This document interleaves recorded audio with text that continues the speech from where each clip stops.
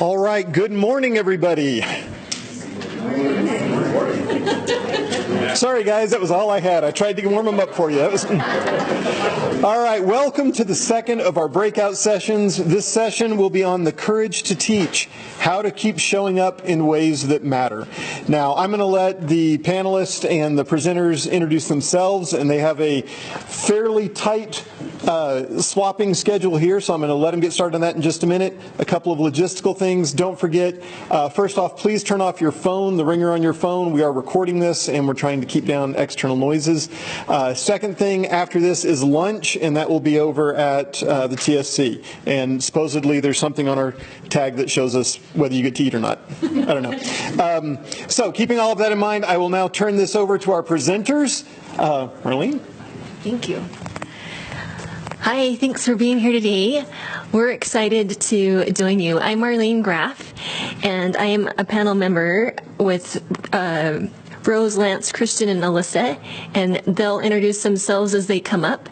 But here is a slide that shows all of our contact information and our titles, and these slides will be available later, so you're welcome to get in touch with us if you would like. Our presentation developed as kind of a response to last year's keynote speaker. Do you remember Dr. Masland? Yes. She talked about how sometimes we get so enthusiastic about having student-centered teaching practices that we burn out as teachers, and that can become exhausting and exacting. And so as we talked, we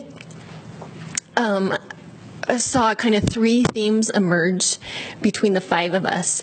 And so today we're going to talk about courageous things that we've done or things that have been kind of against the grain. Theme number 2 is going to be sustainable teaching practices that we use in our classrooms. And theme number 3 is going to be teacher-centered practices or things that we do to take care of ourselves. So we are going to start with theme 1, and Lance is up first.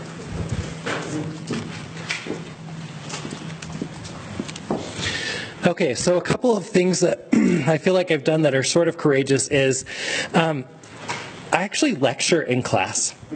And I don't know how many of you get the feedback that you're not supposed to do that anymore, but sometimes I get that feedback. And I don't always do it, but I do it. And it works for me. And maybe it doesn't work for everyone, but you get pressure to flip the class and do all these things, and that's not bad. If you can do it well and it works well for you, awesome. But I actually lecture in my class, and it goes pretty well. It ends up kind of being more like a discussion. I answer a lot of questions during my class from the students, and we kind of go back and forth. We joke a bit, we laugh a bit, but I actually do that, and it works for me. And I mean, not that idea ratings matter all that much, but I get good idea ratings while still lecturing, okay? So it works. So if that's something that can work for you, it may be a little bit against the grain of some of the things we're seeing, but it works. Oh yeah, I have a slide about that. Okay, geez. So things I do. I sprinkle in some fun, some Kahoots I do to kind of check comprehension. The students love them, and they show up to class just to do the Kahoot, even though it's worth like 3 points. And they show up. Okay, so it's good. I encourage them to ask questions. I answer most of their questions. Once in a while I have to say, okay, let's talk about that after class, because we're getting off track. I try to be pretty genuine and human in that, if I am stressed out, I acknowledge that, wow, that was crazy, sorry, I'm late, those kinds of things. Whatever you can do to read the room, are the students here, are they engaged? And if you're doing an online course, you might have to do some kind of other check-in, like, give me a thumbs up if this is going too fast or too slow, or sorry, give me a thumbs up if this is going at the right speed, something like that. I don't put every word on the slide because I feel like students get super bored if you're just going to stand there and read what you wrote up on the slide, and then they don't come, right? So this doesn't work. But on another note, I was giving them PowerPoint slides ahead, so if they want to see what they are and make actual notes on the slide, they can. And I always try to bring energy to class, and some days that's harder than others, but they can tell if you're like, I don't want to be here, right? Okay, other thing that I really think helps me is I leverage help from my TAs and UTFs. And it's an interesting thing. So most of the time I get really, really good teaching assistants or undergraduate teaching fellows, and they're awesome. But you do have to sometimes be prepared for things to not go perfectly. And if one of my teaching assistants doesn't show the exact right tree and everyone gets it wrong, we throw it out and roll with it, right? So it works. But things that I do to make that work. So I empower them and train them. So I go around with my teaching assistants every week, and we go over what they're going to do in lab. I show them what we're going to do. They can ask me questions. They can kind of firm up what they're doing. And then I just check in often with them to make sure that things are going well. How's it going? And then I try to give them some extra resources. So things online that they can look at that can help them. And just so you know, you can use course fees to support a TA or UTF if you don't have support in some other way to be able to do that. One thing that's really been awesome about teaching assistants is students will more often than not ask their questions to the TAs, and they won't ask me, especially the questions that they think might be a dumb question, but they need to know the answer to. They'll ask the teaching assistants, and I think that's really helpful.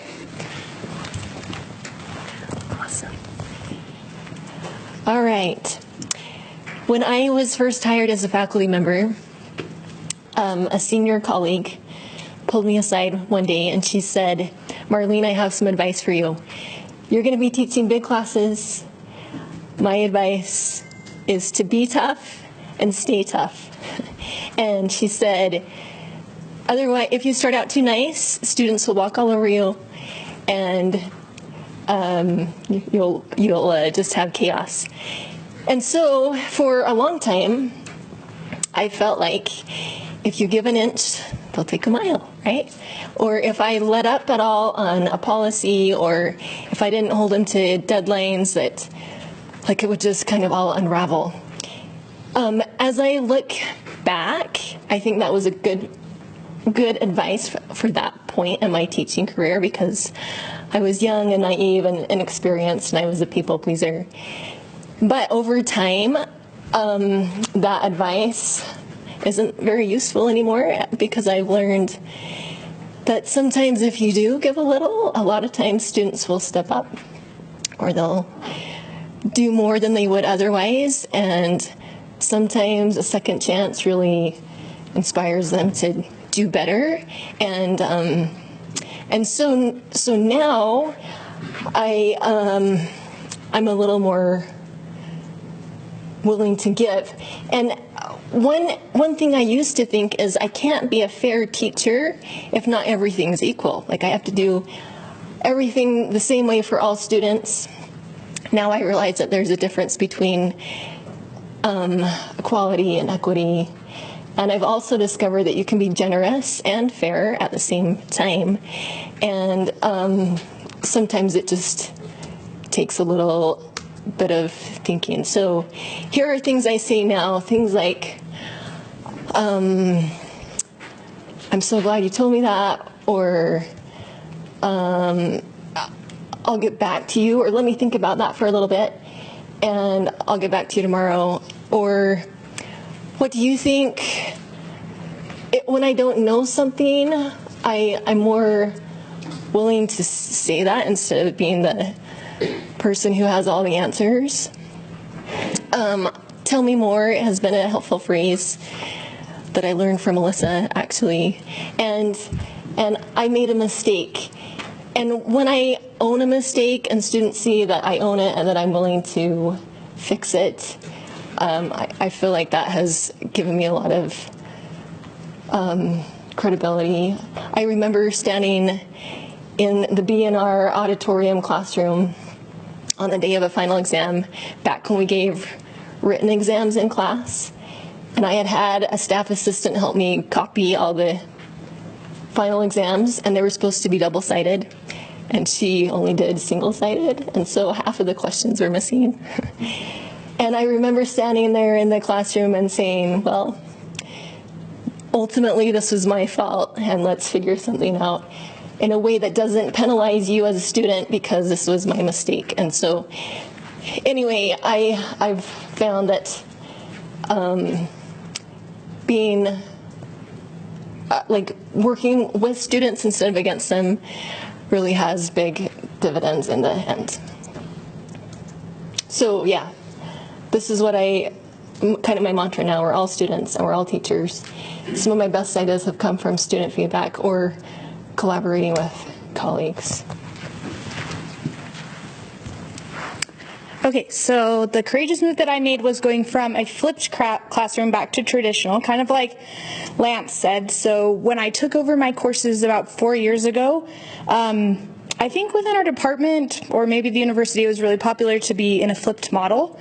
And students were watching the lectures prior to coming to class, and then I don't even really know what the past teacher was doing in class, but it didn't appear much. So I went to traditional, a traditional classroom where I actually do lecture, just like Lance, but I do keep the activity part from a flipped classroom. So I do lectures and activities in the classroom setting, and then they do have some homework as well out of class.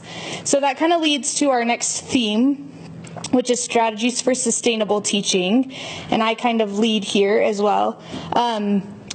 So I try to use active learning in class in addition to my lecture, and I have a few examples of how I do that, and I keep a very similar format each time to make it sustainable for me, and I pull from a variety of activities and use those in different settings. So I use a lecture activity lecture format where I lecture for like maybe half of the class, and then we do an activity for like a third of the class, and then we just debrief and finalize that lecture for a few minutes before we end. And some of these have come from, like, Marlene is the queen of digital escape rooms, if you need to know more about that. I also will divide students into groups. I'll just go to this slide, kind of show some examples. So I do a Halloween digital escape room. I also teach food service management, so that's why it's food oriented. And I do those, like, they actually just sit in class and do them together because I teach in-person classes, but really great for online. I also have divided students into groups. So I teach like 25 to 30 students, but I like them to be in the kitchen doing some hands-on activities with me. So what I'll do is I'll put my class half online that week and half of them come in person so that I can have like a manageable size to do my activity. Speed interviewing has become one of my favorites, but I think you could do this for more than interviewing. I teach interview skills, so I legit do like speed dating, but they speed interview each other. And they just like go down the line, and that could be a way for you to discuss things. It's like virtually zero setup and a prompt, and they can run with that. I do a lot of practicing skills. So an example at the top is a negotiation that they practice, and I'll give them like a written format for how to do that, and then we just spend time in class practicing the skill instead of just talking about it, and then we'll just debrief afterwards. And then another thing that I love are case studies. I do them on Google Docs so that they can work together. And I just give them the prompts, like the case study and the questions, and then they'll work in their group and write on the Google Doc the answers, and then we'll debrief by talking through each case study. So I use these year after year. It did take a while to like get my toolbox full of tools, but I just have kept them, and if you're looking for something, I'm just like, today we'll speed interview, or today we'll practice this skill, and then I just kind of pull from those as a way to be sustainable. Good afternoon, almost afternoon, everybody. The first thing that I've got that helps me with sustainable teaching is to use Canva. Canva is a tool that I have embraced, and there is a bit of a learning curve, but I've found that it's incredibly helpful. One of the things, especially this time of year, I know there's at least 6 of you in here who are thinking, I wish I was working on my syllabus or syllabi right now, and I hope that's just hold off for another 20, but you can go for the rest of the day. But I created created syllabus templates in Canva. So I create a very graphic syllabus. I like a graphic syllabus. I like having all the information there. I've found this to be, I probably created a half a dozen different syllabus templates. And essentially, Canva is an awesome tool because I can go into the sidebar, and with one click, I can change all of the colors. And with 2 clicks, I can change out all of the graphics. So this is an illustration of a syllabus that I did for a biosecurity course.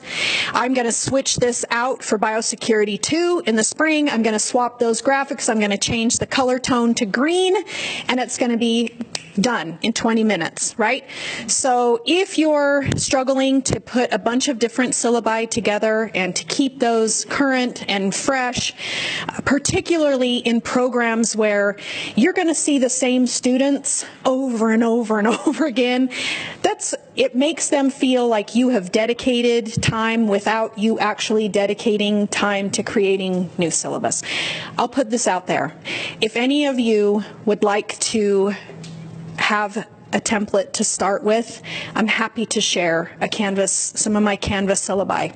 It doesn't, they're only good as people are using them, so that's the thing that's out there. Student reflection exercises, feedback and grading, and student accountability. For sustainability purposes, I put in a statement like this into my syllabus. So assignments are the real measure of progress. Your assignments are graded weekly. What does feedback in grading look like for me? This semester, one thing that I've really focused on is having, and if you were in the last session, this is something that Jeannie Johnson and I are kind of working on, and also in my some of my education instruction courses where they're going to send me an assignment and I'm going to just give them a grade. And frankly, they're going to be graded really hard because then they're invested in what I have to say when they come to class and we debrief. And what will happen in class is that they come to class and we say, okay, here are the big things that I saw a lot of happening, right? And they should be taking notes and they should be looking at their assignment and what they were graded on as it kind of moves through the system. And then at that point, I say, now, I want you to take this feedback that I've given to the entire group, and I want you to give it another try. What this has done for me in kind of prototyping this response has been, I weeded out a lot of the stuff that was really challenging for the entire group so that I didn't have to write that comment over and over and over again. They get to see it. They still have to hear about it, but they're invested because they're graded hard. I'm not going to lie. When I give my initial scores on projects, they're way tough. It's because I want them to take it seriously. I want them to fix the big problems and then turn it back into me. So it's something that's in progress, but I am changing the way I'm doing that, and it makes them accountable for the changes, because if I look at it on the second go around when I'm actually going to give extensive feedback and it says right there, the titles were really rough, or the timing of their lesson plans was off, and they didn't fix it after I'd marked them down, and then they were accountable for it in class, and then they came back. All I have to do is circle it and write, come and see me. So they have to have some accountability for what's happening there. I also want you guys to think a little bit about feedback. One thing that really held me back in my teaching for a long time was just, what does that look like when we get really tough feedback in the IDEA evaluations? And as I got into the end of my second year, I thought, you know what, I've really got to think about this feedback from IDEA evaluations and from midterm evaluations, or just general commentary that we were getting from exit tickets at the end of the semester. How do I deal with that? And the first thing that had to happen was I needed to take my own personal feelings out of the equation. And the way that I did that was I just went completely logical, and I went to a table. So every comment that I was getting in the IDEA evaluations that had had merit. I'm not going to lie. I hate the way you dress and I don't like the tone of your voice. Well, pound sand, because there's nothing I can do about that. So, but if it was a legitimate comment, I put it in the table. If I saw it more than once, it got highlighted. Does that make sense? So at the end of the day, I had a table that had all the comments from that class that were something that was legitimate. And in the middle column, I put a commentary that was like, okay, can I frame why that's happening? And then in the last comment, or in the last column, I put in a possible solution. Okay, now that I'm at the end of year 5, here's what was really cool about doing that in terms of sustainable teaching. I was actually tracking my progress for my tenure and promotion packet, and I didn't even know that I was doing that at the time. But at the end of the day, what I was left with was an incredible document of it for the appendices that it actually showed. Not only did I consider what were the student comments, but I had a reason for what that might be happening, and then I had what I did to change that over time.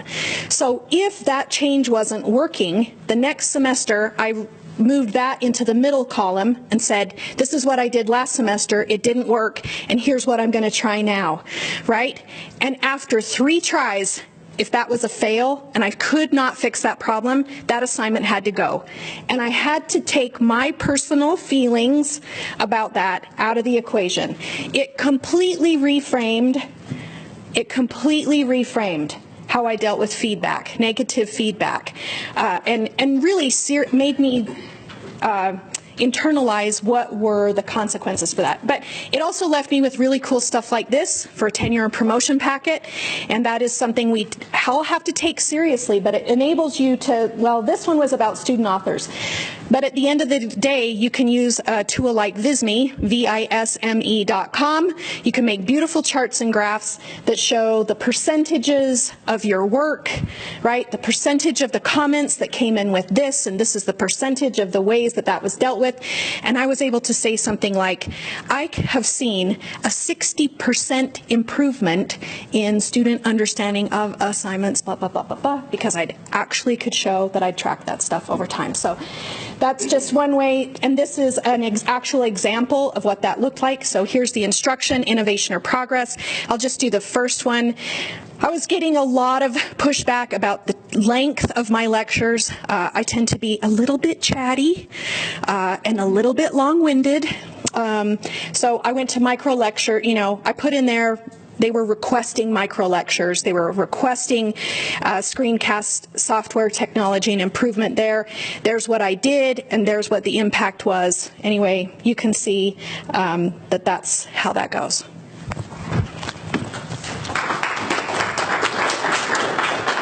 Thanks, Rose. So I'm Christian Bolander. I'm from the College of Engineering. And the 2 things that I wanted to focus on as far as our sustainable teaching was concerned was I treat my syllabus like a living document, and I'm also very transparent with my students about what I'm going to assess them on. And I'll talk a little bit about why that I feel like has made my teaching more sustainable. First of all, with the syllabus as a living document, I sit down with my students day 1, and they are expected to have read the syllabus before they come to class, and day 1 is a discussion about what do you like about the syllabus, does this feel like a good contract for this semester. Now I know what the goals of the class are, so if they ever say, hey, I don't want to do a test, I say, well, the goal of the class is that you understand this, and the way I'm going to do this is by taking this test, right? So I'm very transparent with them about the reasons that I'm doing things, but I invite them to say, hey, Dr. Bolander, this is a bad syllabus because of this. And that's day 1. This is a conversation that we're having about the syllabus. So I'll get to that in some of my discussions later about this co-pilot mentality I have with my students.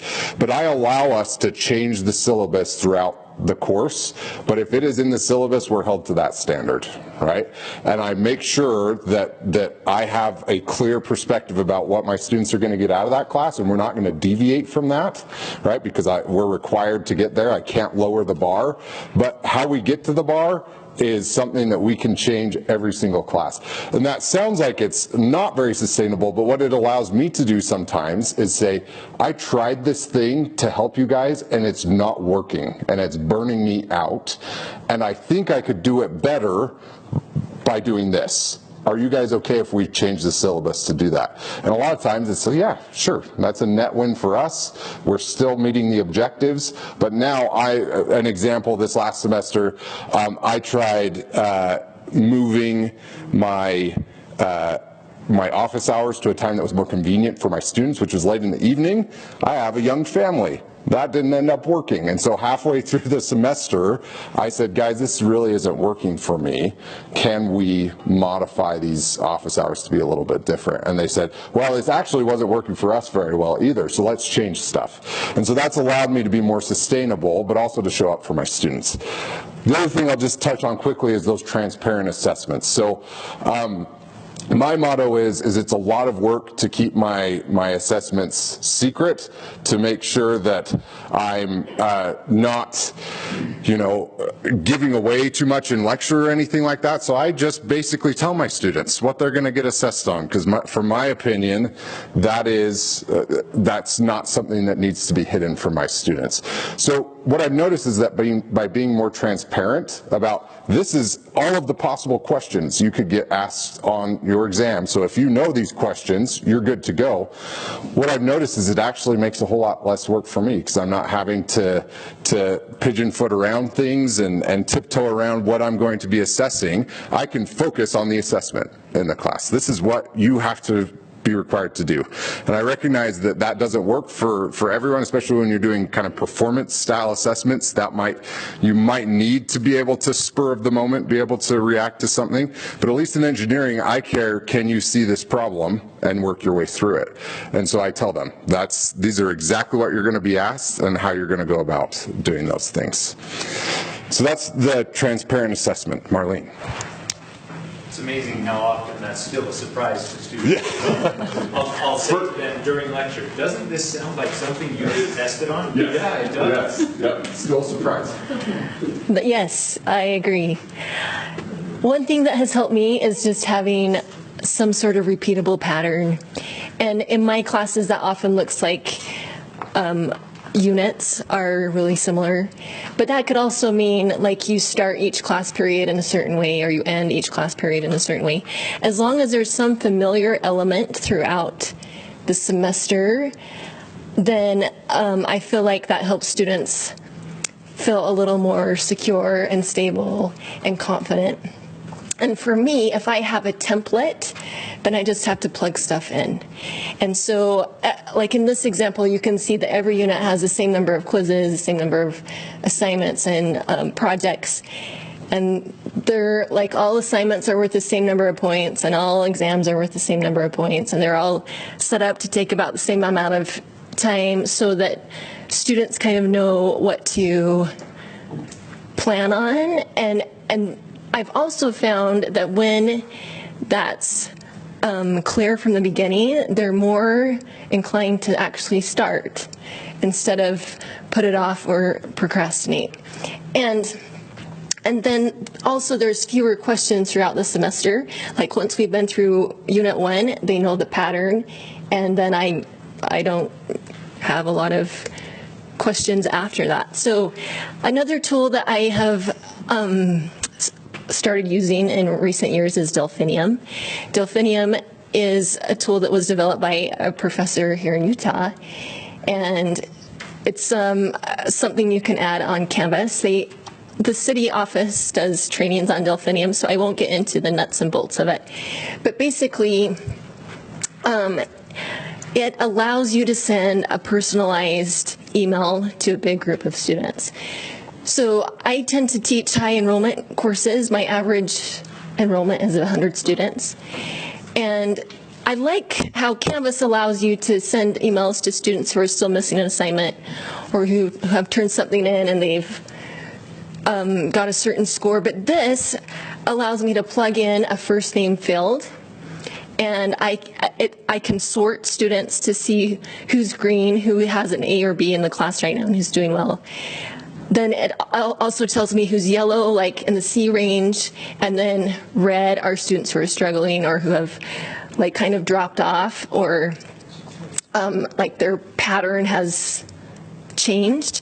And so I can sort this, and I can send an email to all the red students, for example, and I put in that first name field, and when they get the email, it says, "Hey, Alyssa, I've noticed this," and I've been amazed at how many responses back I get from them, where if I send a standardized email, then a lot of times they ghost me or they don't respond. And so this takes 2 clicks, and it's been a time saver for me. And so What's the name of the service? Delphinium is the name. And they do workshops on Delphinium with City.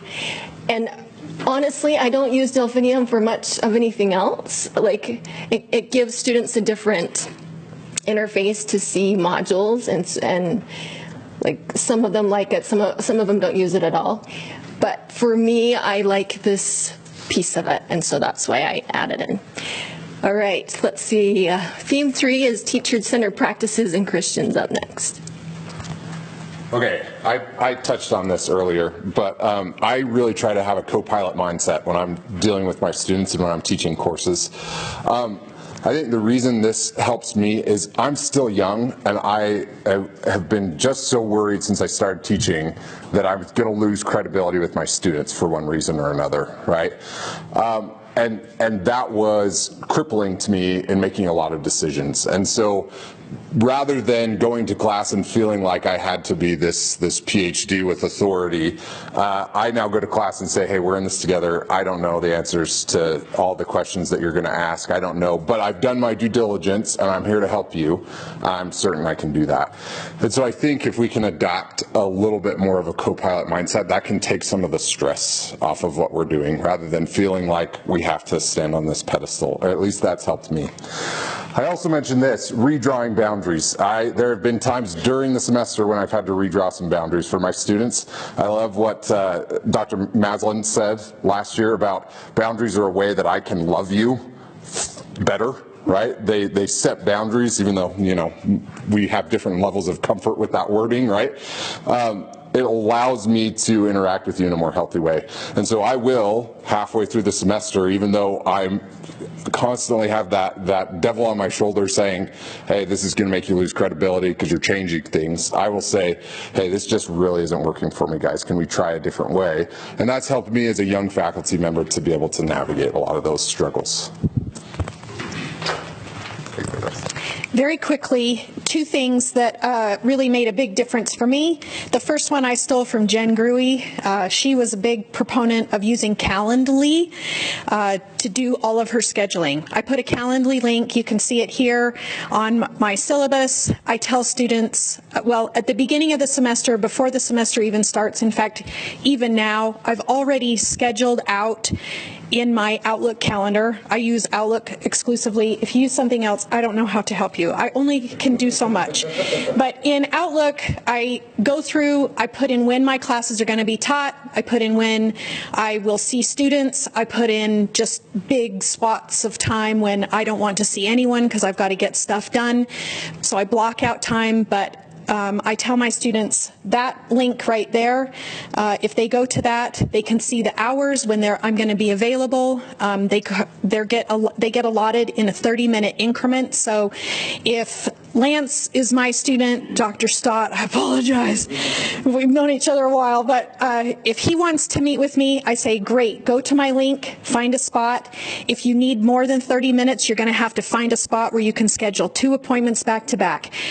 That's it. That's the only conversation I'm going to have, but it's always available. So they know that, you know, I constantly let them know I'm available, but you have to find the initiative that they can meet by either Zoom or they can come to my office. And it's made everything immensely easier.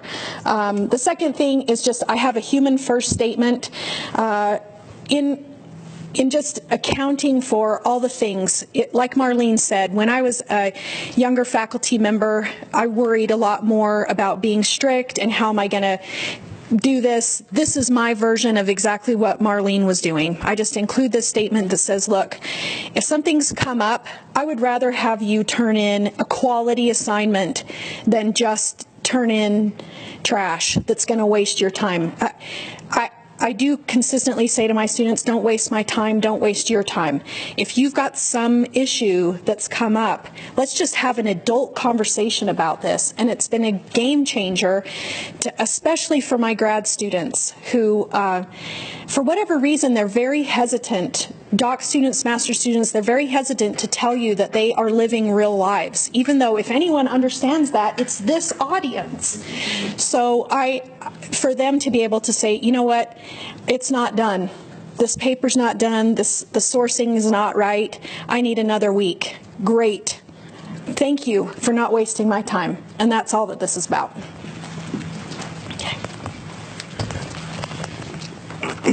Okay, so the last part to kind of take us home, and then we'll leave some time for questions, is I've done a few learning circles, and one of the things that kind of sticks out, and also Dr. Masland talked about this last year, is you can't help your students if you're burned out, exhausted, don't want to be there, you're over it. It doesn't work, right? So you have to figure out what it is for you that helps you feel like you, right? Okay. So it could be mindfulness or meditation or yoga. For me, it's like checking out for a while. Just no more stimulation for a little while. For some people, social activities, hobbies or interests. I like to garden. I like to ride my bike. So exercise or movement. Nature's really great for a lot of people, or just being outside. I know Paul Johnson, our department head, just tells Karen every once in a while, I'm going for a walk. And he just goes for a walk. Creative endeavors or music can be great for someone. Take care of yourself on a basic level. If you're not getting any sleep and you're not eating well, you feel horrible, and it shows, right? It doesn't work. And another thing that I really think is helpful for me is I find I have to rekindle my passion. Okay, so what is it for you that does that? So things that I found. So a support system or a sounding board. So I love being in groups like this, or with learning circles, or things like that. You bounce ideas, and you get new ideas, and you feel other people's passion, and you're like, oh yes, awesome. Okay, conferences are great. I love this one. The NACTA conference is really good if you're an agricultural person. It's the Colleges and Teachers of Agriculture. Learning circles, book clubs. One of the things that really helps me have passion in my job is to connect with students. I don't want to only know my students as an A number. That's not any fun for me. It's not any fun for them. And it's boring. And there's nothing. So I want to know them. I want to know about them. If they have a kid, I want to oh, your kid's cute, whatever it is. Connect with other colleagues. And this is a great opportunity to do that. And you can do it within your college. You can do it across the university. And that can help you, I'm having this problem. I already got to check out Delphinium and Calendly because I have those issues myself. Do podcasts or things like that help you kind of get excited again about what you're doing and how it's going. Do online groups or Substacks, things like that can kind of help you kind of connect with other people and just kind of get back to where when you go in the classroom every day, you're excited and your students think you're weird, but they like you because you're excited and they learn from you and they ask you weird questions like, will you write this letter of recommendation for me? And I don't even know who they are, to be honest. I know their name, but I'm like, are you sure there's not someone who knows you better than me to write this? Because, I can see that you did well in my class. Good job, right? Okay, so, but if you do that, I think that's the ultimate thing for me is I'm excited about what I want to do, and if I get to a point where I'm not, then something has to change or it's not going to work. Okay, so questions or comments for anybody? I left you speechless. I love it. Just kidding. That was just a great ending. Thanks. really specific question. What is a digital escape room? Oh, I'm going to let Marlene talk about that because she's apparently the queen. She's the queen. So this is something I learned about at NACTA, actually, the Conference for Ag Teachers. It's essentially an activity that's set up in Google Forms. And so I include a link in Canvas. It goes out to Google Forms. And there are a variety of ways that you can set it up. For me, I set it up where it's a set of questions, like 4 questions, and they're supposed to answer those questions, and the answer options are A, B, C, or D. The last question is tell me the code or tell me the correct answers to these questions. If the code is right or they've got the right answers on those 4 questions, they can advance to the next set of questions. If they have one or more of those answers wrong, they stay stuck. And so then they have to go back and figure out which ones are wrong before they can advance. So it's kind of like an auto grading where you don't have to grade anything, and they figure it out if they've made a mistake. So it takes a little bit of time to set up on the front end, but like Alyssa, once it's built, you can just keep reusing it, and I really like them. Any other questions? As in-class activity or? Sometimes I do. Yeah, sometimes I do use it as an in-class activity, and we see who can get through it the fastest, or we put them in groups and they work together as a group. But often I'll do it in class to start with, so we can kind of all go through it together, and then after that, then I have them do it on their own for assignments. But I think last year, did we do a session and we talked about digital escape rooms? And so I'm happy to send a PDF on how to set it up also and how to use those. I used it for like attendance for my class as an incentive to help people be engaged when they're in class. They had to, basically to get credit for being there that day, they had to fill out those answers as we went through the class. So I tried that and that worked pretty well. So it's kind of an open, they keep the document open. Yeah, and they're just working on it as we're talking through class, and I get through the questions throughout the class that way. So Christian said that he uses it to track attendance too. Any other questions?